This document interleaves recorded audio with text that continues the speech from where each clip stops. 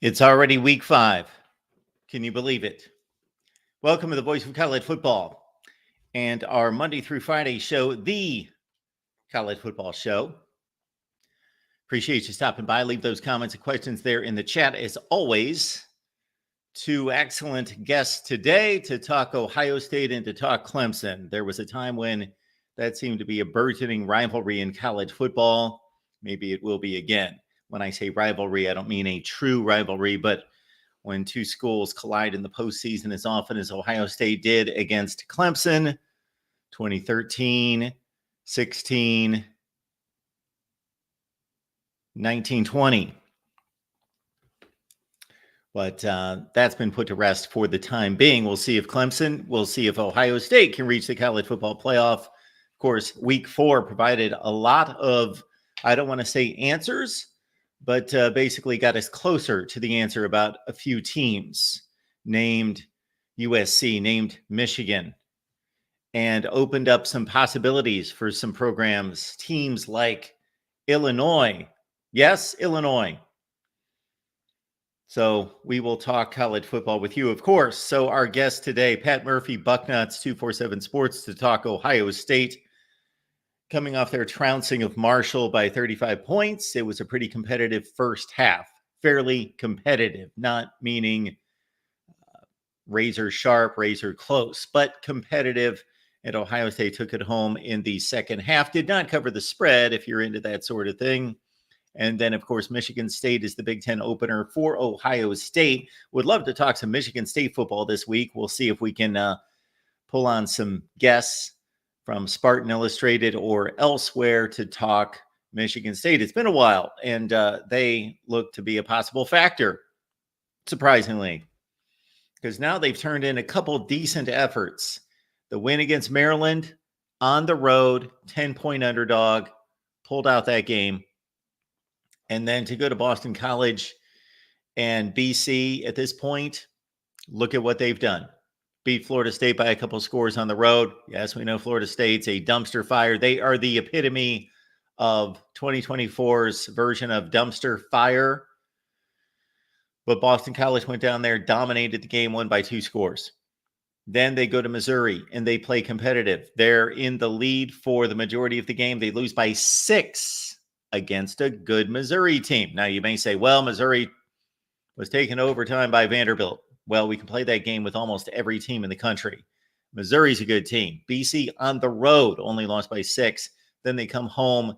I caught the fourth quarter, Michigan State, Boston College, and I got to say, I'm impressed. I was just impressed with the competitiveness of the game. We're talking about 2 programs that have been, aside from one, Mel Tucker, Kenneth Walker Jr. year in 2021, have been down for 5 or 6 years, and they played a good ball game, and Boston College won it on an Aiden Childs interception that was not necessarily poorly thrown. Had it been poorly thrown, it would not have been intercepted. It was poorly decided by Aiden Childs on first or second down to go for the home run ball when they were right there in field goal range.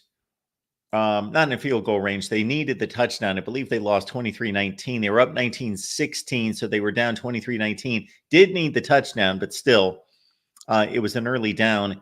Did not need to throw into double coverage. But it's that Michigan State team, and I'm sure Jonathan Smith will have those words and probably already has with Aiden Childs, because those type of mistakes will be deadly for Sparty on Saturday against the Buckeyes. So again, Pat Murphy stopping by from Bucknuts 247 Sports to talk Ohio State and Michigan State. And then we've got Clemson showing up against Stanford in what was a Gator Bowl matchup around 1988. Stanford, Clemson. I'm going to guess that that's the only time they've ever played.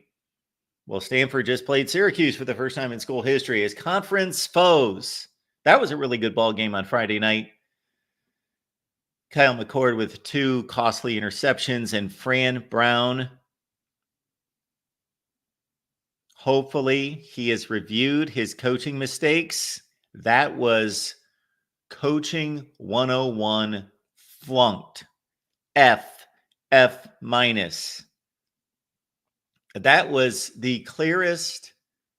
That was a Les Miles special to the hilt. Les Miles would have been proud of Fran Brown on Friday night. It was that bad. It was awful. I don't think that Les Miles even, the situations that Les Miles used to blow, at least they were changing conditions. They were changing in the moment. And yes, he blew it on so many occasions. Typically, 1 to 2 times a year, Les Miles would blow a situation. Maybe his team would bail him out and he would come out with a win, but he blew a situation 1 or 2 times a year. And usually they'd lose it because he just flat out blew the game, or he blew it and his team somehow miraculously covered his rear end and it didn't cost them. But this was like played out over the span of 10 or 15 minutes, 3 minutes of game time. Like it just played out in slow motion. So the lack of just mathematical skills, basic game management. If you missed the end of the Stanford-Syracuse game, Syracuse had just kicked a field goal to take a 1-point lead, 1 or 2 point lead. They were inside a field goal. So Stanford needed a field goal to win the game. Syracuse had just taken the lead. Stanford gets the ball around their own 20, 25-yard line. 3+ minutes left to play. Syracuse has all 3 timeouts. Stanford methodically, once they reached about midfield, once they were 1 to 2 first downs away from field goal range, I was thinking, is he really, this is where the timeouts come into play? Because first off, if you don't need the timeouts early in the drive, because if you stop them, then you've got plenty of time and you want to have your timeouts on offense. So if you stop them 3 and out, then you get the ball back with 2.5 minutes left or 2 minutes left in the game. You got a 2-minute timeout. You've got the 3 timeouts. You don't need to do anything. But once they get 2 first downs, then you're looking at, well, the field position leading to the field goal, that's in jeopardy. And then also on top of that, we're down to about 1:45. So now you start using the timeouts. Because if you blow the timeouts and you stop them, well, then you win the game anyway. So they were still in position where at about 1:45, I believe the ball was right at midfield. If Syracuse stopped Stanford, well, you win the game anyway. But you got to use the timeouts because they are milking the clock down to the final second. That's their goal, to kick a game-winning walk-off field goal. So this is when you start using the timeouts. Syracuse did not. In all essence, Fran Brown and Syracuse took all 3 timeouts with them home. Now, they did use one to ice the kicker. Big freaking deal. That's not when you use the timeouts. Use those timeouts when the game situation did not benefit you to use timeouts before that, and then there's a game-winning field goal situation, and sure, ice the kicker with your timeout. But if he was saving a timeout to ice the kicker, somebody should have let him know, well, you had 3, and it's actually really stupid to ice the kicker in place of using a timeout in terms of conserving clock. And then the most egregious portion of this, and I know that probably nobody cares about Stanford and Syracuse, but I'm on the Stanford thing because they're playing Clemson, and we've got a guest coming up from Clemson, is that even if he would have realized, okay, I really botched this situation, but there are 40 seconds left on the clock. Well, the play clock's at 35. So there was under 35 seconds, but close to 35 seconds, 32 seconds. And Stanford had just run its last play, which was an obvious, the quarterback positioning the ball in the center of the field, just takes the step, just kind of looks around and looks for a spot and kneels down. So we know exactly what's going on. And even then, I'm thinking then, Fran Brown, you've blown it, but you still have a chance to salvage something and not look like a complete fool. Call timeout. No. Let the clock run down to 3 seconds. Stanford kicks the walk-off. I don't know that I've ever seen anything. Again, I've seen bad coaching, game management situations by Herm Edwards comes to mind repeatedly. Les Miles comes to mind. He's the master. But those were typically, although I've got a good one with Herm Edwards in the 2004 NFL playoffs that I won't go through here because, of course, it's 2024 and it's college football. But Fran Brown, much to learn, but it appears as though he's doing a nice job at Syracuse. But hey, if you're a football coach and all you have coached your whole life is you have been coach, mentor, teacher, fundamentals, X's and O's, even to the point of being able to learn some organizational skills, management skills, but it never got to game management because you never had to deal with that. You were a coordinator. You were a position coach. You never dealt with it. That's fine. No leader of any organization has to be skilled in everything, but they know how to build an organization that is skilled in all of those aspects. And that skill set comes from somewhere. So for Fran Brown, he needs to assign that to someone until he learns it. And by all indications from Friday night, he is a long way from learning it because that was not a tricky situation. But anyway, we've got Stanford and Clemson coming up on Saturday. And Clemson possibly rising from the ashes. Well, they have buried two awful football teams. Now that we're into week 5, I think we can start to look at some programs, some teams that, wow, can they keep this up? The question is, they've shown us something. They're better than we thought. Can they keep it up? And then we've got our programs. I keep saying programs. I usually know when to say programs versus teams. Teams.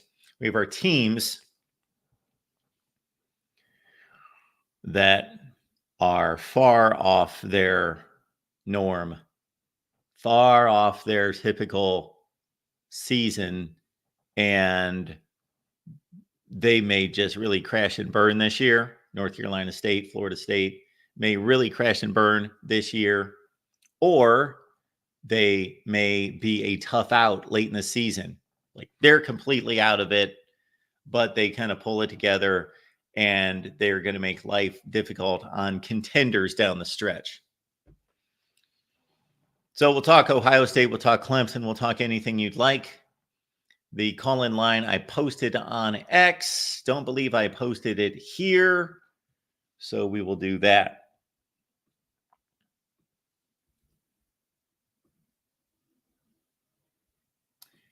So we do have a programming note that we started this show. What's going on here? My laptop doesn't want to cooperate. We started this show during conference media days back in July, and we said we're going to be here Monday through Friday for you. And we are going to continue to do that. We're going to do it in a bit different way at different times, though. So we will still be here Monday through Wednesday, 10 a.m. Eastern time, Monday through Wednesday, 10 a.m. Eastern time, but with football games on Thursday and Friday to better discuss those games and the games coming up over the weekend at the same time, and to also better serve another audience. And for you out there that are able to join us at whatever time during the day, but many can't. It doesn't fit into their sleep schedule, their time schedule, work, and so forth, that we will be here Thursday and Friday after the games. Thursday and Friday after football. So Monday, Wednesday, Friday, Monday, Tuesday, Wednesday, 10 a.m. Eastern time, and then Thursday and Friday when I typically talk better late at night. So what we're going to do there on Thursday and Friday, if there are no games of consequence, which there may not be this Thursday, then we'll be here probably in prime time, 8, 9 o'clock p.m. If there's a game of consequence, we'll be here after the game. If there's a game of consequence based on my determination, but it gets out of hand and it's not worth watching, then we'll pop on before the game's over. If it's 41-7 in the third quarter, Rutgers, Washington, Friday night, we'll be on after the game. But if the game's 35-0 in the third quarter, we'll just pop on and get to it. Got our first caller on the day. Chris is on the line. Chris, how you doing? Good. Um, what was the topic today so I don't violate your law as far as I what's don't have any laws. The law that we have is that we just talk college football. We've never had a law about topics unless it's breaking news. Oh, I see. I was looking at the every week they do what is it, a poll, I guess. Did you and I know you publish your own and I don't want to like trouble you with it, but I don't really understand what the protocol, I guess, is for. I know that the AP is just journalists, I guess, putting in their. And I guess they just average it out. But is there a better? I mean, I don't know when I like start a whole new topic on it, Mark. But what do you think about the way that they is? Do you think that's an effective way? I guess the way that they kind of just what is it, a survey that they kind of do? That is that a fair way you think to get an idea about what the ranking should be? Well, I believe you know this. I believe most people watching, but we'll educate a few people that the Associated Press poll started in 1936, and the coaches poll started, I believe, 14 years later in 1950. And the way they tally those points, Chris, is that if you voted team number 1, they get 25 points. Oh, If you voted team number 25, they get 1 point, and so forth. and they just kind of average it out. Well, they just add them all together. Well, I understand, but That's why you see a team with like 1,400 points, 700 points, because they take the total of all 60 or 65 writers and they total their point totals for each team. um, is that partly why you do your own? Is to maybe show a difference in opinion, or I'm not quite sure. I guess what I'm not sure about, Mark, and I'm not trying to point the finger at you, is your poll to kind of correct the mistakes in the other poll, or is it? I mean, is it not to correct the mistakes? What is it to do exactly? Well, I've never been impressed largely with either the AP or the coaches poll because a number of things I think are faulty. And I've actually talked to AP writers that admit to taking this approach, that they basically have a perception of these teams, and until there are drastic wins and losses in one direction or the other, they hold to those perceptions. I'm presenting something that presents strictly my judgment and evaluation of the teams based on their resumes.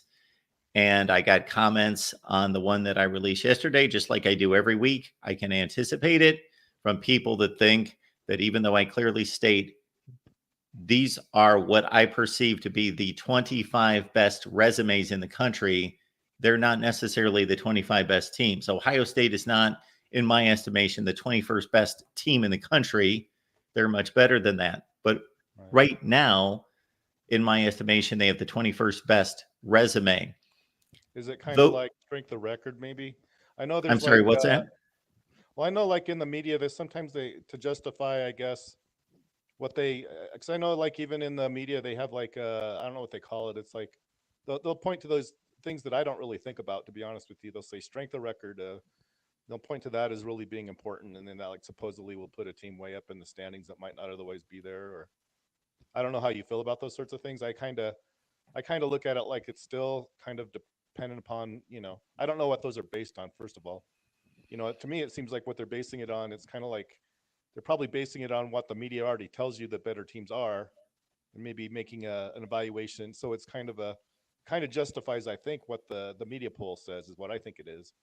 Maybe I'm wrong in that, but so I don't really like it because it kind of you know puts more emphasis, I guess, on the polls than it should. Maybe you don't agree with that. That's what I think it does. Well, But I don't agree or disagree with it. And the reason why is because the individual writers can vote in any such way that they want.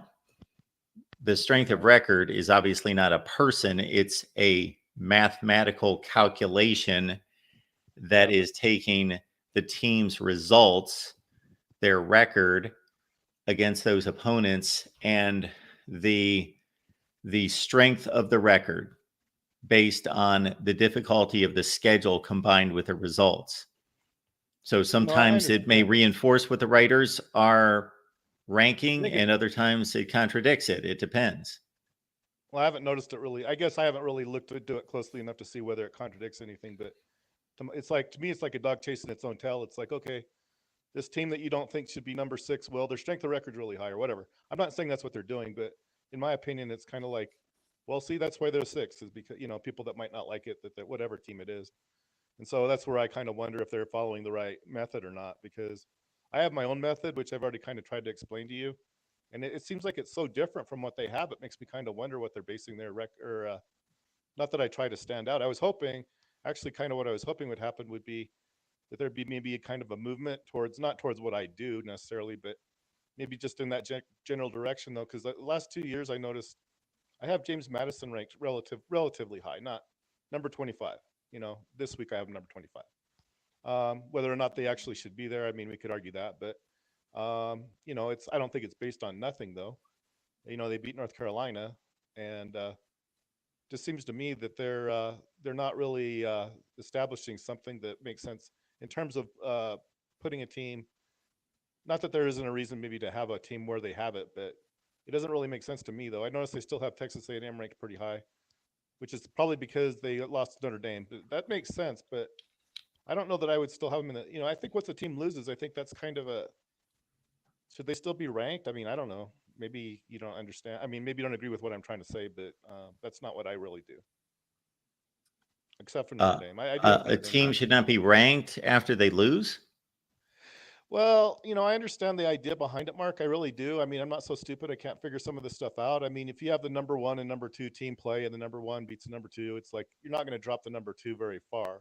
But yeah, I think when you lose, though, I mean, I kind of wonder if the right thing to do is to maintain, I guess, maintain a position after you lose. I mean, you kind of maybe don't agree with that, but in my opinion, once you lose, then you kind of really aren't the number 2 team anymore. Even if it was against the number 1, you're 3 or 4.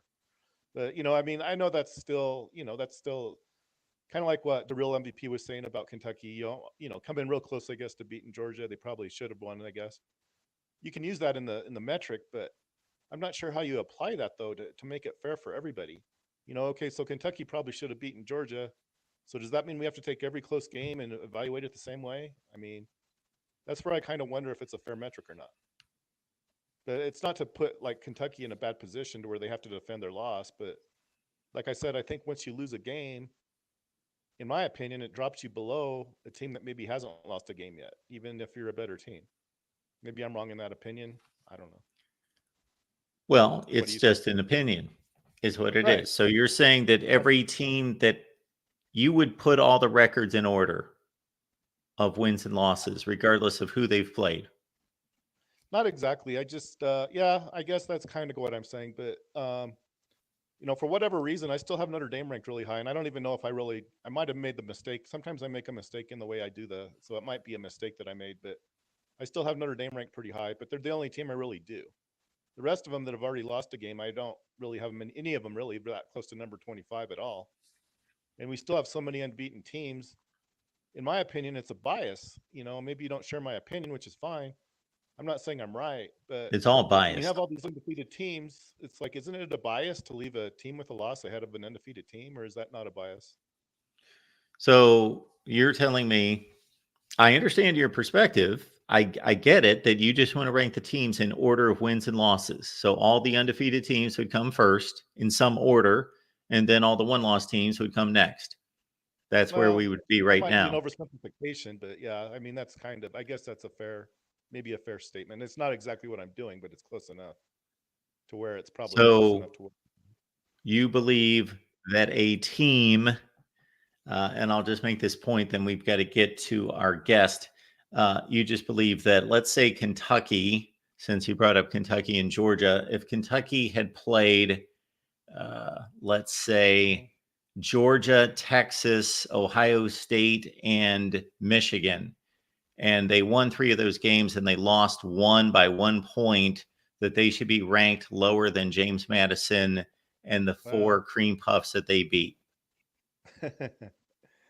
that's not exactly what I'm saying, Mark. But I know what you're trying to tell me, and you're trying to say that I'm wrong to have James. Maybe what I'm you're not saying is saying I you're shouldn't have James wrong. Madison. I'm just clarifying. Well, I don't know. I mean, I don't. I didn't just throw James Madison in at number 25. I just want to be clear about it. I didn't like, oh look, they're good. They should be at number 25. That's really not what I do. But I guess to your side of it, yeah, I guess I probably would do exactly what you just said. But it's not to punish Kentucky.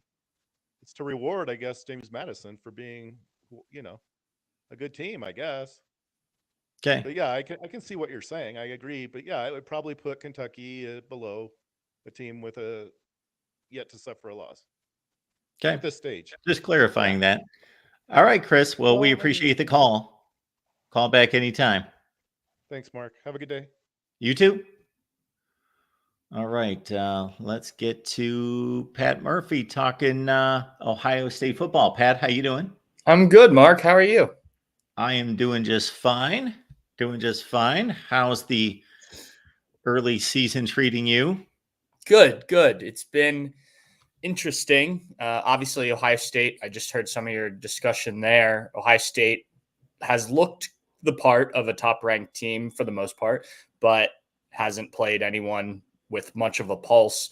In fact, Marshall on Saturday used the final drive to kneel 3 times, which you don't usually see for a team down 35 points.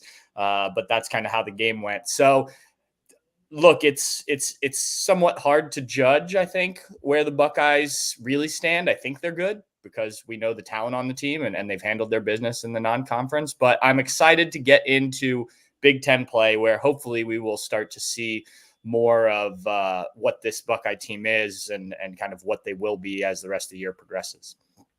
Too many biscuits tend to weigh you down late in the game. Maybe you got to take a knee at that point. Yeah, yeah. Look, I appreciate the fact that Charles Huff was, in a jovial mood before playing Ohio State. Even Ryan Day, when he was asked about it last week, said he thinks coaches sometimes take themselves too seriously. So he thought that was funny. I wish more coaches would, especially in this part of the season where, yeah, I mean, obviously if you're Ohio State, every game, every play is being scrutinized. And so you kind of have to take everything very seriously. And Ryan Day has. I think it's honestly been a different Ryan Day at press conferences this year. He seems to, and I noticed this coming into week 1, like just more serious at the podium and not as normal self. I think if you talk to him kind of off on his own, he's still, that's still there, obviously. But I think he just recognizes what's at stake this season. I'm not saying his job's on the line if the Buckeyes don't win the national championship, but he knows the opportunity in front of Ohio State. And I think he's recognized I need to deliver when I'm in front of cameras, in front of microphones, this serious approach to make sure everyone else is taking things this way. And, so I understand it, but I do also like when coaches give you little anecdotes like that. And I think, Marshall's coach, Charles Huff, has done that in the past, from what I understand as well. I understand from a game or two ago, once Ryan Day hit the 65 game total, for the people that figure these things out, that he had the best record in the history of college football through his first 65 games. Now, that's not the complete judgment on the job that he does. He's paid to win conference championships, national championships, but the firing talk is a bit much. You got Pat Murphy. Yeah, go ahead. I think the conversation started when he started to lose to Michigan, right? Sure. That's where, You look at Jim Tressel's record against Michigan, you look at Urban Meyer's record against Michigan, Ryan Day's record against Michigan started the same way, and then obviously you lose 3 in a row. So, it starts here in Columbus, across Buckeye Nation, of people being disappointed that you're losing to Michigan and you're not winning the Big Ten title, and then obviously it expands out. But yeah, look, overall, I think his record speaks for itself. I talked with Ohio State's new athletic director, Ross Bjork, last week. I had him on my podcast, and he just talked about, like, look, you can have NIL and compile this talent and recruit these kids and go to the transfer portal and make this roster what it is, right? One of the rosters that everyone expects to be there at the end. But without the culture and, kind of all those things that happen in the building, it doesn't matter. You don't have success without that stuff. And he gives a lot of credit to Ryan Day for that. And I thought that was interesting because, if you are just looking at wins and losses, you could make the argument either way. But from people that are in the building, and Ross Bjork certainly is around the football program quite a bit, I think he sees that culture that Ryan Day's built. Now, it obviously has to translate to wins, right? And the big wins. But it was an interesting perspective to hear. Ross Bjork, Ohio State Athletic Director, on Pat's show. Where can people find that? Yeah, we had it on Bucknuts. It's on our YouTube page as well. And then anywhere you get podcasts, if you search Bucknuts, we did it last Thursday, I believe. So it'll be under there if you scroll back a few days. Okay. I had no idea. I'll listen to it for sure. Yeah, it was good. I really appreciated him coming on, and obviously he's got a lot of time. We talked about a bunch of different stuff, not just football related, kind of his first few months here as athletic director and kind of how he sees things going forward. So it was good to have him on. He's a good guy. He jokingly came up to me after, or I went up to thank him at the game, and he said, I get asked a lot about what the difference is between Ohio State and other places I've been, and obviously he's worked at Missouri and Texas A&M, and he's like, one of the next things I'm going to tell them is I do a podcast for about 20 minutes. And then the next day I see that you guys did a podcast about that podcast. And I was like, yeah, and people watched it. And he's like, and that is the thing. Like, Buckeye fans want not only the content, but they want the content about the content. And I was like, you got it. You figured it out. Absolutely. And did you say that there are other sports at this university? Yes. We didn't touch on a ton. We did talk about when he first shows up at Ohio State, and now we have another podcast talking about this podcast, by the way.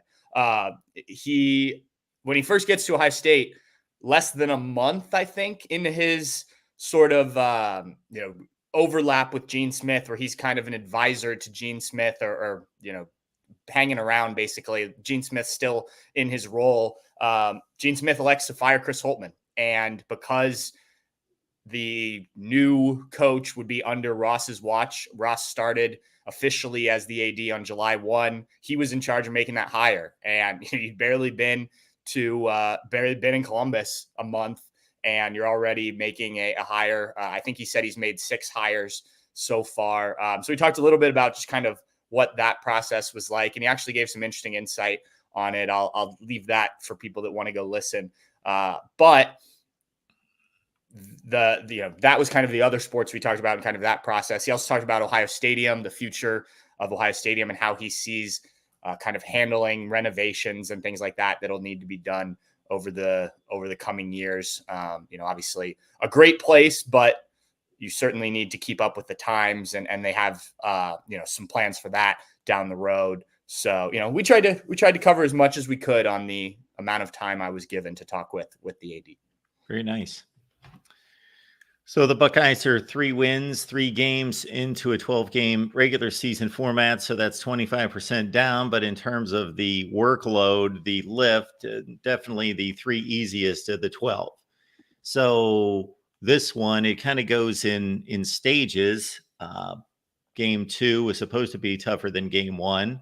I thought what was impressive there from a comparison standpoint, at least with Western Michigan, is that they just came off a game where they had a 1-point lead in Madison in the 4th quarter.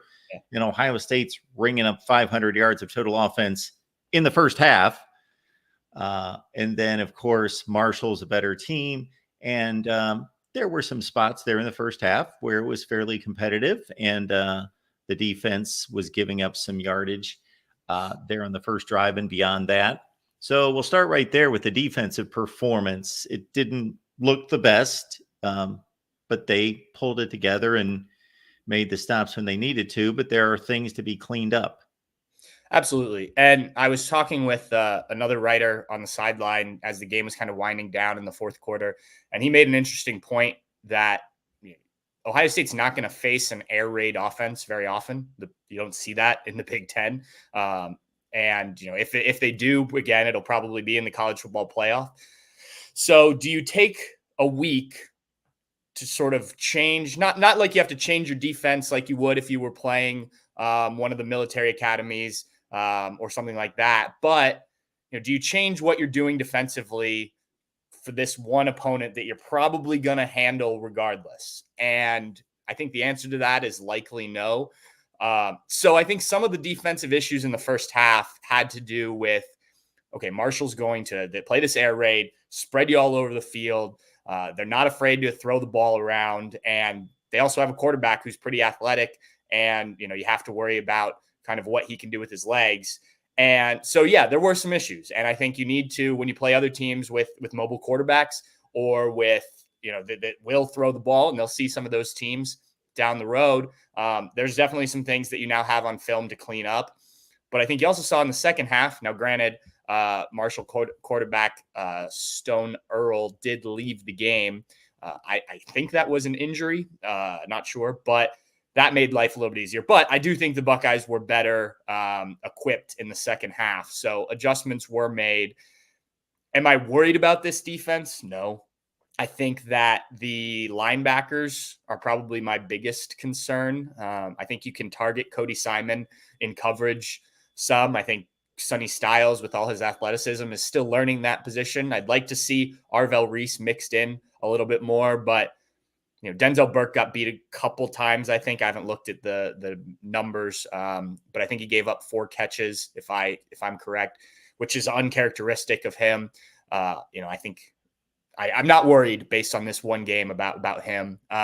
So all in all, I think I will trust the bigger sample size, and that goes back to last year with the secondary, which still hasn't really unleashed all of its attributes. I mean, Caleb Downs, if you look at his numbers, they're nothing like they were last year at Alabama.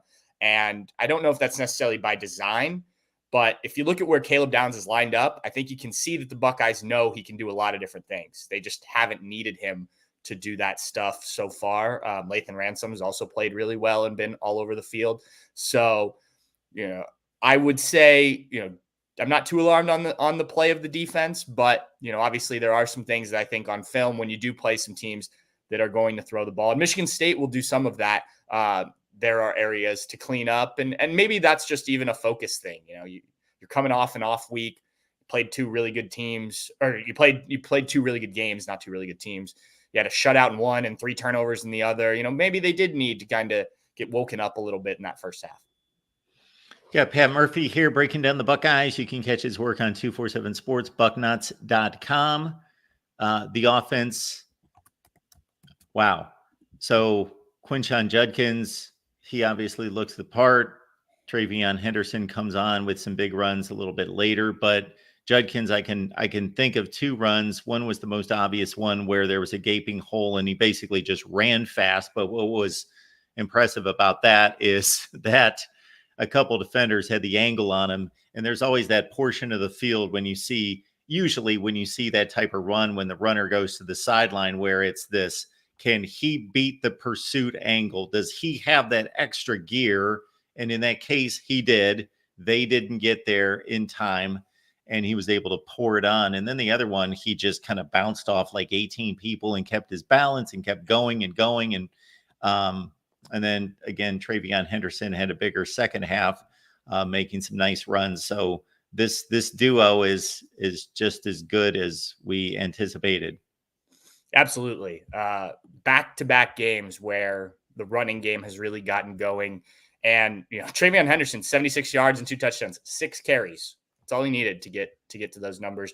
Both running backs over 12 yards a carry in this game. I saw our mutual friend Tony Gerdeman tweeting about, I think it was yesterday, that Ohio State's average rushing yards per game is higher than other teams total in the certain other teams total in the Big Ten. I'd have to find the tweet. But yeah, I mean, this is kind of what you expected when you bring in a guy like Quinshon Judkins to complement Travion Henderson. And then you add in Chip Kelly, who's always had success running the ball, regardless of really the talent, the schemes and things that he runs. And you're starting to see more and more of Chip Kelly's impact on this offense. In this game in particular, there was the reverse to Emeka Egbuka. And then the very next play, it was the Travion Henderson touchdown. They did a counter play out of shotgun, which isn't the most innovative thing in the world, but not something that Ohio State has done very often. And it worked well. But yeah, I mean, look, Quinshon Judkins was first team all SEC for a reason the last 2 years, right? And a freshman All-American, I believe. I know he was the SEC freshman of the year. So you're seeing that talent after maybe we didn't quite see it in the first game as the offensive line was still trying to figure things out. And I think that's as big of a takeaway as any is you wanted to see this offensive line against another non-conference opponent play the way that they did against Western Michigan and kind of build on that performance, especially as you add Donovan Jackson back to the mix. And I thought they did. Those runs that you mentioned don't happen without some holes and push and whatnot. Now, I say that all with the caveat of bigger challenges ahead for the offensive line. But I think if it had looked similar to the Akron game, especially early in these last two games, that's when you have big concerns. So I think you feel better about things with the run game and the offensive line, seeing it in back-to-back games, kind of doing what you expect them to do. We, of course, had the conversation a number of times about Will Howard in the offseason. I always expressed that I saw him a handful of times at Kansas State, maybe saw him a little bit more than you since I'm watching everybody at the same time, but now you're watching him more than I am. So he seems to be who he was projected to be. I am waiting for the point at which he, not necessarily they're down 24-20 in the fourth quarter, he's got to lead them down the field, although that could present itself, but more or less everything seems to be fairly easy. Like Jeremiah Smith, boom, hit the slant and he's gone. Emeka Egbuka, boom, the C's part, and that's bad Marshall defense, but it's also great blocking and play design, and Egbuka's gone. He's a distributor. Yeah, and I think going back and watching some of the Kansas State, and you still probably watch more than I have, I do think there's an evolution here. And Chip Kelly worked with, gave him some things to work on coming out of spring practice. Will Howard had two different quarterback coaches, I believe, if I remember what he said correctly, that he worked with throughout the summer to just kind of fine-tune some things. He changed his body a little bit too. He's leaner, I think, than he was when he arrived at Ohio State. So he's doing some things, I think, that maybe he wasn't. And he's talked about this too, throwing when guys aren't obviously open. And, at Kansas State, and he's been very clear, he played with talented guys at Kansas State, but with the weapons he has at Ohio State, he has to make some throws when, okay, it doesn't look like he's open, but Emeka Egbuka is going to get to the ball, right? Or insert receiver name here. So I think he's starting to trust that a little bit more. I still am not sure about what Will Howard is as a deep ball thrower. We saw that on Saturday with the interception, when he tried to go deep to Jeremiah Smith, didn't put enough on it. I also thought Jeremiah Smith could have given a little bit more effort there off the line of scrimmage and then maybe to help knock that ball down. But that's a true freshman playing in his third college game, so I'm not going to put too much blame on him. But all in all, I like what you're getting from Will Howard if you're Ohio State. The ability to use his legs is something the Buckeyes obviously haven't had in a little while or didn't really use if they did have it. And that gives you another threat. And he's shown a little bit of that, not a ton. So, he's been kind of as advertised. Again, I think we'll say this a lot. Bigger challenges are coming, and he obviously has to continue to make those throws. But I think going into Saturday's game, I haven't looked up the numbers, but his adjusted completion percentage, so that takes out things like drops and basically his throws that should have been caught because they were on target, was up at 75%. So he's getting the ball where it needs to be more often than not. And I think that's what you want from a quarterback with this much talent around him. Michigan State, a bad team the last few years, but don't seem to be a joke this year by any stretch. I did not see any of the Maryland game, but they were a 10-point dog. They go on the road, beat what is typically a decent Maryland team. I saw the opener to a large extent against FAU. That was just an ugly game. It was the first game with Jonathan Smith. But again, this is another example. A capable, really good coach comes into a program, and he doesn't get everything he wants because he's still building the program, but he can fix a lot of things quickly. And they played really well against Boston College. If Aiden Childs, I watched the fourth quarter, if he doesn't go for the gusto when they're at like first and second down at the red zone, then they can possibly win the game with a late touchdown, but he threw into double coverage. So this a bigger, more competent challenge than what was expected a few weeks ago. Certainly. And you mentioned with Jonathan Smith, a coach that I really like in terms of what he's done in the past. And I think, yes, it's early days for him there, but as you said, Mark, you can see him kind of starting to put his imprint on this program. I think it will be a bit more of a challenge. I mean, I don't expect Ohio State to go into East Lansing and lose, but I do think that, they, especially a night game, I've been there for night games before. It's not the most hostile environment, but it can certainly get a little rowdy up in East Lansing and at Spartan Stadium. So, yeah, I think this is a good opening Big Ten test for Ohio State on the road at night against a team that has some confidence right now. And look, if Michigan State had gone, say, 2-2, and they lost to Boston College, maybe lost Maryland, you get the other two games that you're expected to win. Okay, probably not as much confidence from the team in green. But I do think they will feel like, hey, let's give it what we've got against Ohio State and kind of see where we come out. And the Buckeyes will have to be ready for that. You can't sleepwalk into this game and think it's just going to, Michigan State's going to roll over. This is a veteran Ohio State team. I don't think that that's really an issue, but I think the fact that they are 3-1, that they did already beat Maryland on the road, and like you said, came close against Boston College at Boston College, will certainly have Ohio State's attention if it was needed. Pat Murphy, Bucknuts, 247 Sports. And again, Pat sat down with Ohio State Athletic Director Ross Bjork. So check out that interview. And then the interview or the reaction to that's what we do now. Like if Aaron Rodgers is walking off the field and he makes some kind of comment at halftime, then there's a bunch of tweets about what Aaron Rodgers said and podcasts about what he said. But then there are the podcasts about the reaction to what Aaron Rodgers said. Yes, that's the world we're in now. It is a crazy world. Maybe if Aaron Rodgers is pushing his coach, people are going to break down and trying to decipher every word. Look, this is what we do. We all enjoy it, I think, right? Like whether you're the one talking or you're the one listening, there's a reason we are talking right now is because people want to hear about it. So I'm happy to do it. And, I do certainly pay attention to the sports teams I follow and what people say about what people say. So I get it. We get some comments in the chat sometimes that are kind of funny about, why are you breaking that down? Why so-and-so won the game, so-and-so lost the game. Why are you sitting here making excuses or talking about analyzing why they could have won the game or they could have lost the game? And I said, well, otherwise we don't do anything. There's the scoreboard and we're done until next week. Show up next week, watch the next game. That's the score. That's the end of it. Yeah. And I think part of it too, like, especially this season, if we're talking college football specifically, like with this expanded playoff, it's not like, oh, you lost, you're probably out of it and things like that. So I think analyzing and trying to project makes even more sense now. It's more like NFL where, okay, yeah, this team lost to this team, but they played well enough. Could they win a game in the postseason type of thing?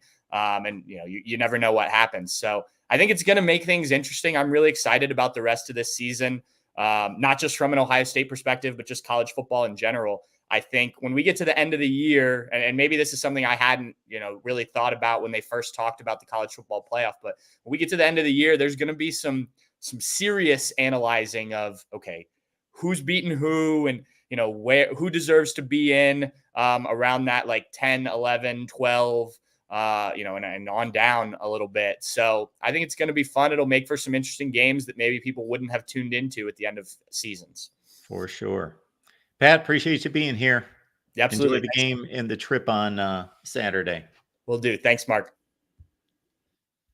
Pat Murphy, Bucknuts, as you heard, just sat down with Ohio State Athletic Director Ross Bjork. So check that out on Bucknuts. We have a programming update. I mentioned this a couple minutes ago. So the Monday, Tuesday, Wednesday, right here at the Voice of College Football at 10 a.m. Eastern Time, still intact. Same show Thursday, Friday, but we're going late night, depending. So again, the intent there is to reach different people who are late night people. Then also to, of course, talk about the games. So we typically have games on Thursday and Friday nights. So we'll be here post game on Thursday and Friday instead of the morning show, Thursday, Friday, post game. So again, after whatever games are played, if the games aren't too significant, then we'll be here during the games. Or if there's a blowout in the third quarter, we'll jump on early. We talked some Clemson football, talking about a blowout early. Woo! Last 2 times out for Clemson. We got Jason Priester here from the Clemson Insider. Jason, what's going on today? Not a whole lot, man. Not yet anyways. How about you? Not too much. We're just getting revved up for the week here, Monday morning. So thanks for dropping by. So Clemson, North Carolina State was one of my 2 games. I can watch 2 games. I can't get to 3. 3's too many for me to try to figure out. So 2. It's always 2 at noon, 2 at 3:30, 2 primetime. And so Clemson, North Carolina State was one of those 2. Well, one thing was dumb of me. I didn't know that Grayson McCall was out until the game started. And not that that was going to make a difference. But they had the other quarterback, Bailey, starting, which he eventually put up some numbers. And North Carolina State eventually put up numbers that meant nothing because this game was just a demolition from the first play. And the week before, well, of course, they had a bye, but the game before against App State, 56 on the board the first half. Now, of course, we're always going to say, okay, well, now we're looking at an NC State team that's not as good as they usually are by any stretch. They look pretty bad. And App State, who's usually competitive with Power 5 teams, they're not good. But Dabo Swinney, I heard him make the comment that said, no, we believe we've progressed. We've looked back at the Georgia game. We know that we could have played better. We missed a lot of opportunities. We hung with them for a half. So we can always say NC State and App State are not that good, not as good as they usually are. But this Clemson offense has put some things together. Yeah, I remember about a year ago, Clemson had needing, some 4th down conversions to start really pulling away from Charleston Southern, I think it was. I don't care who the opponent is. There is a lot of signs of growth in this offense. They scored 8 consecutive touchdowns to start the game against App State. 4 coming out of the gate against NC State before I got it pulled up right here. Before they finally punted. Then they scored three touchdowns on their next 4 possessions. So, I mean, there's definitely signs of growth. It starts with that quarterback and that offensive line. That offensive line is just night and day better than it was a year ago. And I think that Klubnik finally, it looks like he's fully trusting in that pass protection. We're seeing him step up in the pocket and make some throws that he was not making, last season. And it's kind of, you could just see the confidence boost, and it's kind of trickled down to the whole offense. I also think getting those freshman wide receivers in there against App State kind of kick-started some things, but they're scoring in a bunch of ways. They've got some guys that they've seen it. They've seen what it looks like. They now know they can do it. And, this offense is humming right now in a way we've not seen since the days of Trevor Lawrence. I mean, that game, what they did against App State, that was something no Deshaun Watson team ever did, no Trevor Lawrence team ever did. Klubnik's put up back-to-back weeks of games with a QBR of 99. I don't think a quarterback, if I'm remembering right, I think that's the first time that's been done since 2004. And there's a lot of quarterbacks that play bad teams in back-to-back weeks. You know, he is playing at a high level. I think he's got the third highest QBR in the country right now. I think he was 69th last year. So there is a lot of signs of progress from this offense. Now you just want to see him continue to stack games and go out and keep that momentum going. You know, go out and do the same thing against Stanford Saturday night. Jason, how is Phil Maffa? You know, we all know what Maffa is. That long touchdown run he had against App State, I forget how long it was, but it was a long one. I think it was 80-something yards. He hit a gear I didn't know he had. I mean, I think they clocked him at 20-point-something miles an hour. I didn't know he can run that fast. But with the way this offense is played, you know, he hasn't got a ton of carries. I think you got it pulled up right here. He has 7 Saturday, averaged over 15 yards a carry. He didn't have a ton in the App State game. You know, Jay Haynes has kind of separated himself as the number 2 guy behind Moffitt. There were a lot of questions about who was going to be that guy. Looks like he's going to be it. He kind of, you know, he's a good change of pace guy. He's a different kind of back, smaller, twitchier, faster. But we all know what Moffitt is, man. He's that workhorse guy. If you need somebody to go out and carry the ball 20 times a game, he can do it. Did leave the game for a few minutes. You know, he got hit. I'm not real sure what happened. Went in the tent for a little while. Came back out, went back into the game. So, and had another big run, if I'm remembering right. So all things seem to be pointing in the right direction there. But yeah, I mean, he's that workhorse guy. If you need somebody to go out and carry the ball 15, 20, maybe even 25 times a game, he can do it. I think he had over 30 carries against Notre Dame last year. So if you need him to be that guy, he can be that. Fortunately, Clemson's not needed him to be that yet. You know, that passing game is just so much better than what it was last year, so much better than what it was in week 1, you know, against Georgia. It's amazing. All these people that said, I'll see it when I believe it, they're starting to believe it now. You know, they've seen it a couple times in a row. We'll see if they can keep it going, though. Yeah, the defense, for anybody just looking at scores, looks like they were in some kind of shootout, but that wasn't the case. It was 45-7 at halftime. There was a play where, A.J. Terrell made a really nice play along the sideline where he stripped the receiver. That was a turnover that led to a short field for like an 18-yard touchdown drive. Now I can't remember who came off the edge that made a big strip sack in the first quarter. That led to a touchdown. Yes. Yeah. That first string defense has played well the past 2 games. But some of that gets skewed because they've started to rotate in those subs and heavily rotate them in early. They started doing it late in the first quarter, I think, against App State. By the time to end the fourth quarter, the NC State game Saturday, you had multiple guys playing on that defense that might redshirt this year, that you're not going to see a lot of this year, just to try to get them some experience and some reps and some stuff on film that you can teach off of. I get it. I think North Carolina, they scored 21 points in the fourth quarter. I just, you know, when you look at who was on the field and so much inexperience on the field at one time, I just don't put a whole lot of stock into that. I mean, we're not even talking about second string guys. We're talking about third, fourth, and walk-on guys. I do think Sammy Brown was a bright spot. I thought the game looked like it had slowed down some for him as opposed to, you know, the way he looked in the App State game. He played a lot more Saturday against NC State. Had a bunch of tackles and some tackles for loss. You know, he still got some stuff that he needs to clean up, but I thought he took a big jump from his first game to the second game. He's going to be one of the next really good linebackers for Clemson. But I am kind of interested to see how this defense performs when they've got to be on the field for 4 quarters. You know, we saw that against Georgia, and the further we got into that game and the more that offense struggled, the worse that defense played. So I am ready to see if they can put 4 quarters together when the guys are out on the field.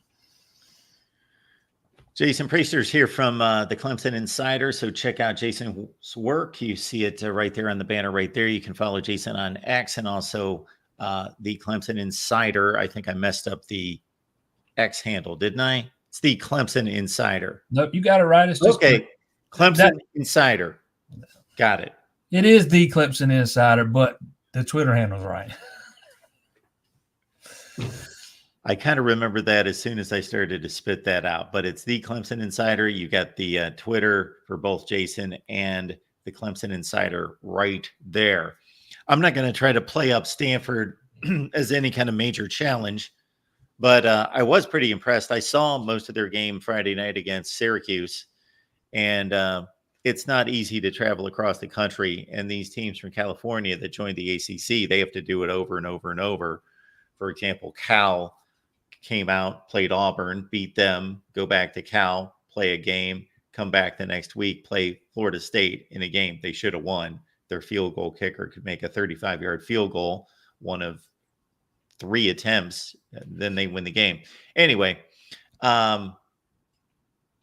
so Stanford, they somewhat impressed me that they came east and they won a game in the ACC. It came down to last-second field goal. Fran Brown, for some reason, I went on a rant about this right at the beginning of the show, allowed the entire clock just to run for 3 minutes and never took a timeout. Left the game on a walk-off field goal with all 3 timeouts in his back pocket. So I don't get it. But anyway, back to Stanford. So what are your thoughts about this game? You probably haven't had a chance to dive into Stanford much, but yeah, they played 2 big opponents, 2 power conference opponents, Syracuse and TCU. They won one and they lost the other one, both close games. So they've at least shown pretty much more capable than App State and NC State to this point. Yeah, they're probably. Like you said, I haven't been able to watch them at all this year yet. But I've watched some highlights, and I think they're better than I thought they were going to be. I think they got some guys that can make plays in the passing game. They got some size with their receivers. It looks like they got at least one big receiving target out there that you're going to have to keep an eye on. But this is a night game, Death Valley. I think Clemson's favored by about 20.5 points, so about 3 touchdowns. This is a game you would expect Clemson to roll in if they're going to, have the kind of season that most, thought they could have coming into the year. Because I thought this was a team that could absolutely compete for a spot in the playoff. Don't know what they would do when they got there, but I thought they could compete for a spot in the playoff. And, the last 2 weeks, it looks like you got the kind of offense that can do that. I think it's imperative Clemson keeps, that momentum rolling. I think their only path to the playoff is probably to win the ACC. So you start off 1-0. That's a good start. You definitely don't want to lose to a team you should be beaten rather handily. It might end up being a little bit closer than some people think, but I still think Clemson should win this game by double digits. This guy at the top of the board here, this is the guy you're talking about, this Alec Aliaminor. I screwed up his last name because I forget how to say it, but he broke onto the scene. He was a good receiver, but nobody knew about him. But against Colorado last year, he had some ridiculous game, 300 yards, 13 catches, and they came back from like 4 touchdowns down to win in overtime. And then, he did the same thing, not statistically, but against Syracuse. Yeah, this guy's an NFL receiver, but of course, so that's going to be a big challenge for a cornerback spot, but obviously Clemson's a much better team and should be able to handle it. The quarterback for Stanford, he's mobile. He's going to run around and be a problem, but he also is pretty inaccurate at times. So he's got a lot to work on. But yeah, it's a much better Clemson team. But yeah, that's the guy that Clemson secondary is going to be focused on. Yeah, I thought they did a pretty good job, or at least the starters, when they were still in the game, did a pretty good job with Concepcion of NC State. A guy that kind of beat them single-handedly last year, had the big 70-something yard touchdown catch, had a 50-yard run that set up another touchdown. This will be another good test for those guys, but Clemson's got some talent at corner with Lucas and Terrell. got Shelton Lewis playing in the nickel, or he's played in the nickel the last 2 games. They got some talent at corner. Probably one, I think, Lewis and Terrell, both sophomores. Lucas, a redshirt sophomore, if I'm remembering that right. A little younger talent, but there's some talented guys, and they've been pretty solid through the first 3 games of the season. Those top of the depth chart corners, anyways. Jason Priester, Clemson Insider. Anything on the recruiting front for us to be looking out for? Clemson had another decommitment Saturday. They have now lost 2 of their highest rated, commitments since August, since the last 6 weeks or so. Bryce Davis flips to Duke. Now Isaiah Campbell's decommitted. Looks like he's going to – I know he already has taken at least 1 visit to North Carolina. It looks like he's going to take a visit to Tennessee. He'll probably line up some more. Without diving too deep into the weeds here, it sounds like Clemson's got some fires to put out. They're down to 13 verbal pledges in this class, which, a class that was probably going to be close, should have been close, that you wanted to be closer to 20 guys when you got signing day. You're still stuck on 13. It's not a good look, especially when I think Davis and Campbell were 2 of the 4 highest rated guys in the class, and they're both defensive linemen. Clemson at one time had one of the best classes, or one of the best groups of defensive linemen in this class. That's obviously not the case anymore. You still got, 2 higher rated guys with Amari Adams and Ari Wofford, but we'll see what happens, man. It kind of sounds like there might be some more on the horizon. We'll see if they get some fires put out there. And a conversation for another day. We'll see if anything else transpires. But as you well know, there are reports out there that the ACC's possibly in preliminary conversations with Clemson and with Florida State and making amends. They may stay after all. I think any deal that gets the grant of rights shortened is a win.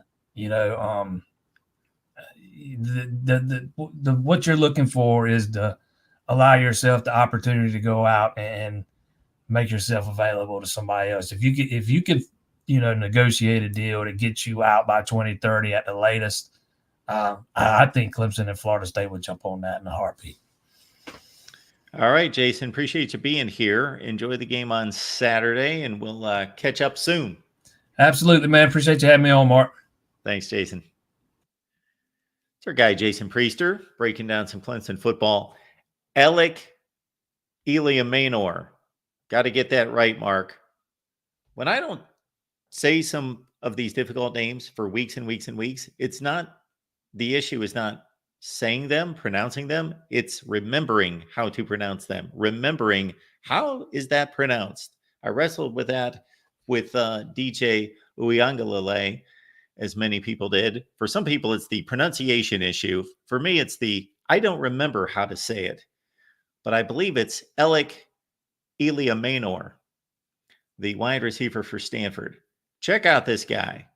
Telling you, boy, he can play. And so I enjoy these Thursday and Friday games because I see teams that I'm not going to check out on Saturday because they're just not playing important games and they're not factors. And there are just better games, better teams playing. But to watch Syracuse and Stanford at the same time as Nebraska, Illinois on Friday night, that was an entertaining night of football. I enjoyed that. And look out for Illinois. I am not predicting like some great run to a Big Ten championship or anything that close to that. But nobody in this conference in the Big Ten wants to play Illinois. They're a good football team. They are legitimately a good football team. So they took it to Nebraska. Their schedule's a bit daunting, though. They go to Happy Valley. Now, here we go with this. Okay. Illinois showed us something against Kansas. They weren't supposed to win that game. They did at home. Okay, well, Kansas has already lost 3 games. They may not be that good. Kansas is a pretty good football team. They lost to UNLV by a field goal. They blew a 10-point lead in the final 5 minutes at West Virginia. Kansas is a good football team. Don't know what their record's going to be. Are they great? No, of course not. But they're Illinois showing us something, winning against Kansas and then beating Nebraska on the road, trailed much of the game, and were the more physical team, were the more fundamentally sound team, didn't make the mistakes that Nebraska made in the fourth quarter and overtime. Now, that could be more about Nebraska. I'm going to choose here to focus on the Illinois positives than Nebraska blowing another game in which they just completely, I don't want to say they mismanaged. They didn't do anything wrong in overtime from a tactical standpoint, but they just imploded. There were how many plays in overtime? There were 6 plays in overtime, and Illinois was the clear winner of all 6 plays. First play, 21-yard run. Second play, touchdown pass. Guys wide open. Boom, Illinois touchdown. Nebraska, 4 consecutive plays, 4 consecutive losses. Illinois just blew them up on defense. End of ball game. So now we've got another data point with Illinois. And one thing that should not be discarded is that Illinois' other 2 games against Central Michigan and the FCS team that they played the first week of the season, in the past, they win those games by a touchdown, 10 points, struggle. They've lost to MAC teams in the past. They beat FAU a couple of years ago by 6. Ugly wins. Only beat Toledo last year because they converted a 4th and 17 and kicked a long field goal to win the game at the gun. No, they stomped those teams, as they should. And now they've got a date at Happy Valley. So Illinois' next proving ground, I don't expect them to win, but they are not going to be an easy out in Happy Valley. I will be surprised if Penn State blows them out. I think this is inside 2 scores. So, and then if Illinois, they go to Happy Valley and win, then we got to seriously look at Illinois. We have to seriously look at the Illini, and we will talk the Illini this week. We got to talk this matchup. I've got a record set with Marty Leap from Rivals about Penn State on Tuesday. We'll talk some Illinois this week. That's a matchup. That's a game I want to see. All right. Appreciate you being here. The Voice of College Football. The schedule includes Alabama live at 6, Texas live at 7. We're here Monday, Tuesday, Wednesday, 10 a.m. Eastern Time, October 29th. Mark it on your calendar. This baby will be available October 29th. It's a Tuesday, October 29th on Amazon. Our book release, Disputed National Champions. And also keep in mind that the Amazon links in the description section of all the videos. When you shop on Amazon, please use our link. This is how important it is. It's the one way that you, without any contribution financially to the Voice of College Football, can contribute somebody else's money to the Voice of College Football. That's the way to get it done. Why send more trillions to Amazon? Trillions to Amazon. Take a couple bucks of that you're not going to see anyway. Send it here to the Voice of College Football. So the Amazon links in the description section of all the videos, including this one. Grab the Amazon link, and it will be completely transparent. Amazon still recognizes that it's you, that it's your account, it's your history, it's your credit card information. All of it is automatically still right there. So there is no change to your shopping experience. Same shopping experience, does not cost you a penny, and you contribute here to the Voice of College Football. All right, folks, appreciate you being here again. Bama at 6, big Georgia game. So you want to catch that. Palmer Toms of On 3 will be joining Jackson and Johnny on the Alabama show. Texas live at 7. And that's over, of course, on the Texas channel. We will see you back here on Tuesday at 10 a.m. Eastern Time. College football is even more exciting with some action on the line. And the games are even better when you're cashing in. And the Voice of College Football is the place to be to get the greatest value. Let's start with my picks. 75% against the money line, 58% against the spread. I've got a 40-year track record. In fact, in 2023, at $100 played per game, you would have netted over $9,300. And guess what? I'm just the warm-up act. Steve Merrill, our ace in the hole, show stopper from Wager Talk. 6 years with the Voice of College Football, over 30 years in the industry. Steve gives us analysis on all the big games, but you can't miss Steve's weekly under-the-radar pick, which went 21-5 against the spread the last 2 seasons. I repeat, 21-5 against the spread. You also get picks from some of our top analysts here at the Voice of College Football, including Steve Dace and Matt Zemek. Become a YouTube channel member or Patreon member for just $99 per month. Go to the main channel on YouTube, click join, and select the betting tier. Do the same thing on Patreon. Make 2024 a winner now.